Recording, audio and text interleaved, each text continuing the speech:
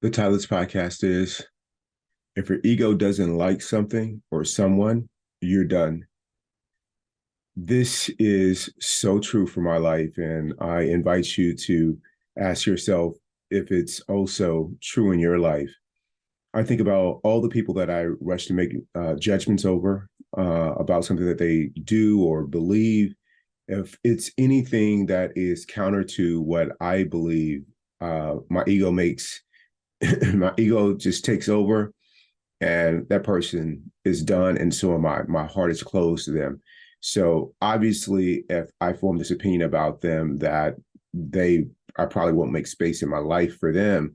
But it runs even deeper. And what that is the love that I can share and give to them and possibly receive from them, or the wisdom or act of kindness that could probably be exchanged both ways. I'm completely going to lose out on because my mind is made up over it. The ego runs things all the time unless you're in control. And so I take my mind out of the equation by observing it and knowing that it's only doing what my heart is telling it to do. And if my heart is closed, then my mind is going to come up with reasons for the heart to stay closed, and it's going to continue to look for evidence of it.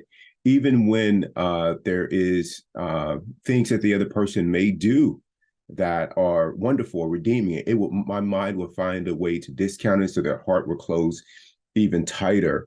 What helps me not do this is my daily practice, my commitment to keeping my heart open no matter what. And I know that can be very hard for some people to do, because it was hard for me. Is that whenever I got some new information about a person, let's say that I had I had built a relationship with them, and something happened, they said or did something, or I learned something about them, um, even if it was true, I would completely forget what my commitment was. My commitment is to keep an open heart regardless. My commitment is not to confuse people's behavior or their choices with the humanity that is present within all of us. And the same thing goes for life situations. If something happens in life, my commitment is to use that as a moment to let go of my lower self, use it as a moment to cultivate peace and gratitude and acceptance, all those things that help me become more conscious. That's my commitment, and it's not conditional. And I've been pretty solid on doing that over the last 8.5 years, getting better and better, a little bit at a time. Every once in a while, it hits something and I need some more work, but I can say that there's been steady progress, and I am grateful for that.